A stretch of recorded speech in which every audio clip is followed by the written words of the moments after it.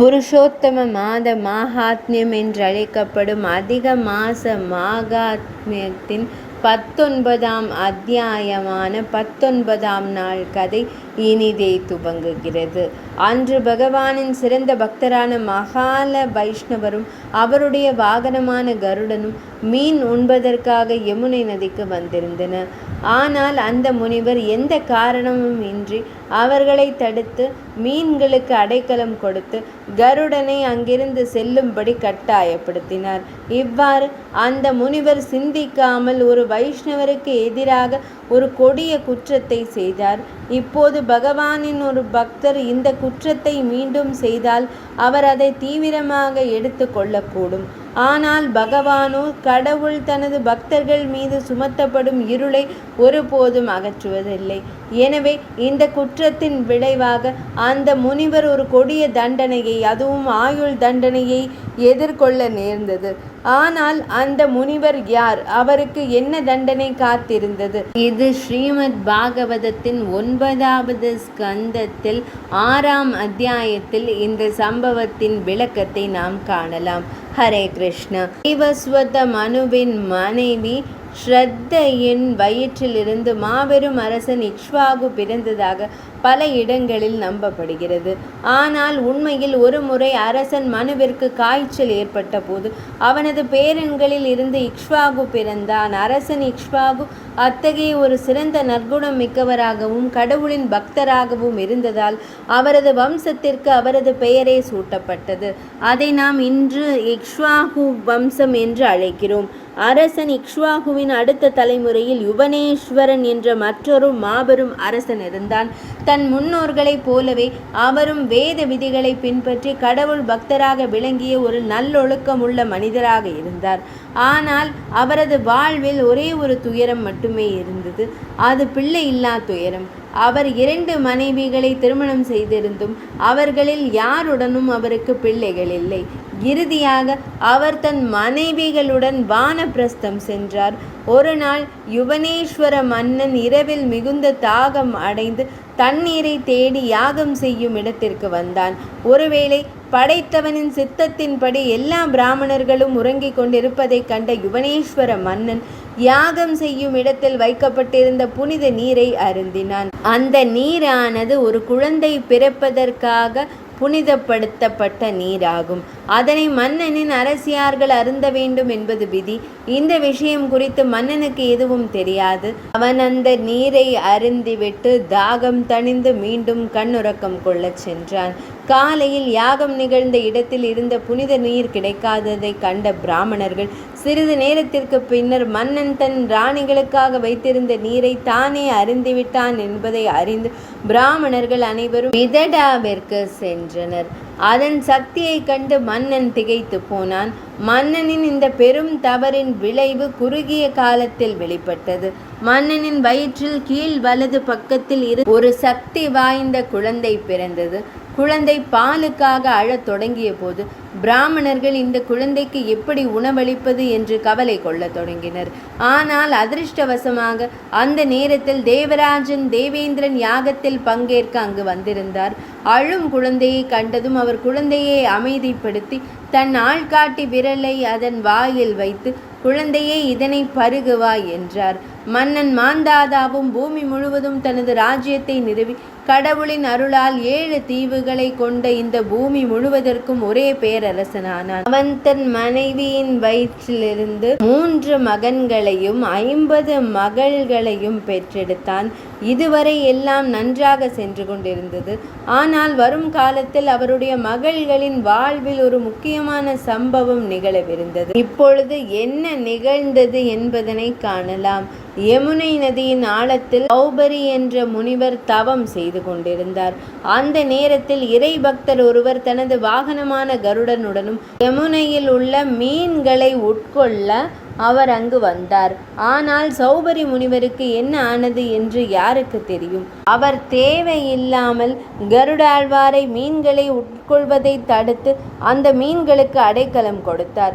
அவ்வாறு செய்ததால் கருடாழ்வாருக்கு உணவு கிடைக்காமல் பசியுடன் திரும்ப வேண்டியிருந்தது. இவ்வாறு சௌபரி முனிவர் இறை பக்தருக்கு எதிராக ஒரு வைஷ்ணவ குற்றத்தை செய்தார். இப்போது இறை பக்தர்கள் தங்களுக்கு எதிராக இழைக்கப்பட்ட குற்றத்தை மன்னிக்கலாம். ஆனால் கடவுள் அதை ஒருபோதும் மறப்பதில்லை. சௌபரி முனிவர் கருடாழ்வாருக்கு செய்த அவமானத்தை பகவான் மறக்கவில்லை. அதன் விளைவாக சௌபரி முனிவர் அதே மீன்களின் கரங்களாலேயே ஆன்மீக வீழ்ச்சியை சந்தித்தார். எப்படி என்றால், ஒரு நாள் சௌபரி முனிவர் தனது தியானத்தில் ஆழ்ந்திருந்த போது 2 மீன்கள் புணர்வதை கண்டார். இதனை கண்டதும் திருமணம் செய்து கொள்ளும் ஆசையும் அவர் மனதில் எழுந்தது. பல வருட தியானத்தையும் தனது வாழ்வின் நோக்கத்தையும் மறந்து அவர் உடனடியாக நீரிலிருந்து மலைக்கு இறங்கி வட மதுரையிலிருந்த மாந்தாதா மன்னனை அடைந்தார். அங்கு சென்றதும் அவர் மன்னனிடம், மன்னா, நான் உங்கள் மகள்களில் ஒருவரை திருமணம் செய்து கொள்ளப் போகிறேன் என்றார். இதனை கேட்ட மாந்தாதா மன்னனுக்கு இது விருப்பம் இல்லை. ஏனெனில் சௌபரி முனிவர் மிகவும் வயதானவர். தனது அழகான இளவரசிகளை இவ்வளவு வயதான முனிவருக்கு எப்படி திருமணம் செய்து வைக்க முடியும்? மறுபுறம் அவரால் அந்த முனிவரை மறுக்கவும் இயலவில்லை. எனவே அவர் சாமர்த்தியமாக அந்த முனிவரிடம், முனிவரே, என் மகளை உங்களுக்கு தருவதில் எனக்கு எந்த ஆட்சேபனையும் இல்லை. ஆனால் என் மகள்கள் தங்கள் விருப்பப்படி மணமகனை தேர்ந்தெடுக்க விரும்புகிறார்கள். எனவே நீங்கள் சென்று அவர்களை சந்தியுங்கள். என் மகள்களில் யார் உங்களை திருமணம் செய்து கொள்ள விரும்புகிறாரோ அவரை நீங்கள் திருமணம் செய்து கொள்ளலாம் என்றார். மன்னனிடமிருந்து இதனை கேட்ட சௌபரி முனிவர் தனது வயோதிகத்தின் காரணமாகவே மன்னன் தனது மகள்களை தனக்கு தர தந்திரமாக மறுத்து விட்டான் என்பதை புரிந்து கொண்டார். அவர், என் தலைமுடி நரைத்து விட்டது, என் தோல் தளர்ந்து விட்டது, என் தலை தொடர்ந்து ஆடிக்கொண்டிருக்கிறது. அது மட்டுமின்றி நான் ஒரு யோகியும் கூட. அதனால் எந்த பெண்ணும் என் மீது ஈர்க்கப்பட மாட்டாள். அதனால்தான் மன்னன் என்னை புறக்கணித்து விட்டான் என்று எண்ணினார். இவ்வாறு சிந்தித்து சௌபரி முனிவர் உடனடியாக தனது யோக சக்திகளை பயன்படுத்தி சில மந்திரங்களை உச்சரித்தார். உடனே அவரது உடல் முழுவதும் நம்ப முடியாத அளவிற்கு அழகாக மாறியது. அரசனின் தூதுவன் சௌபரி முனிவரை இளவரசிகளிடம் அழைத்து வந்தபோது அவர்கள் மிகவும் கட்டுமஸ்தான, மிகவும் அழகான உடல் அமைப்புடன் இருந்த சௌபரி முனிவரை கண்டனர். அவரது ஒளியும் ஈடு இணையற்றதாக இருந்தது.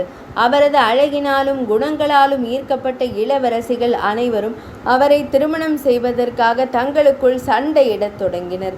இதையெல்லாம் தீர்ப்பதற்காக சௌபரி முனிவர் தனது தவத்தை பயன்படுத்தி ஒரு பிரம்மாண்டமான மற்றும் ஆடம்பரமான அரண்மனையை கட்டினார். அதில் பல அழகான தோட்டங்கள், நீர்த்தேக்கங்கள் மற்றும் விலை மதிப்பற்ற பொருட்கள் இருந்தன. பின்னர் அந்த அரண்மனை அனைத்து நவீன வசதிகளுடனும் மேம்படுத்தப்பட்டது. அவர் தனது ஒரு மகளுக்கு மட்டும் திருமணம் செய்து வைக்காமல் தனது மகள்களான 50 பேர் அனைவருக்கும் திருமணம் செய்து வைத்து தனது துறவற வாழ்க்கையை தொடங்கினார். அந்த ஒவ்வொரு பெண்ணும் 100 மகன்களை பெற்றெடுத்தனர். அவர் எல்லா இளவரசிகளுடனும் சிறிது காலமான வாழ்ந்திருந்தார், அனுபவித்து மகிழ்ந்தார். இறுதியாக ஒரு நாள் அவர் தனது அரண்மனையில் ஒரு ஒதுங்கிய இடத்தில் அமர்ந்திருந்தார். அப்போது அவர் இவ்வாறு சிந்திக்க தொடங்கினார். அஹோ இமம் பிரசந்தமே விதாசம் தபஸ்வித ஹசாரித்ரவத்ரஸ்ய ஆந்திர ஜலே வாரி சப்ரசலங்காத் பிரச்சய என்று கூறி அவர், இத்தனை ஆண்டுகளாக நான் எல்லையற்ற இன்பங்களை அனுபவித்தும் என் ஆசைகளை நான் எப்போதும் திருப்தியடையாமல் இருக்கின்றன என்று அவர் எண்ணினார். நான் பல ஆண்டுகளாக கடுந்தவம் செய்து வைராக்கிய வாழ்ந்த போதிலும் ஒரு முறை 2 மீன்கள் போது இந்த உலக வாழ்வில் நான் மிகவும் மகிழ்ச்சியாக இருப்பேன் என்று எண்ணினேன். ஆனால் இதுவே எனது மிகப்பெரிய மாயையாக உருமாறியது. இந்த இன்ப வாழ்க்கைக்கு முடிவே இல்லை. மேலும் எனது உலகியல் ஆசைகள் இந்த வாழ்க்கையிலோ அல்லது எதிர்கால வாழ்விலோ முழுமையாக நிறைவேறாது. என்னுடைய இந்த வீழ்ச்சியிலிருந்து நான் ஒரு பாடம் கற்றுக்கொள்ள வேண்டும். இவ்வாறு தனது வீழ்ச்சிக்கு பிராயச்சித்தம் செய்து சௌபரி முனிவர் பற்றின்மை அடைந்தார். தனது கணவரின் பாதங்களை பின்பற்றி அவருடைய மனைவியர் அனைவரும் அதே உன்னதமான முக்தியை அடைந்தனர்.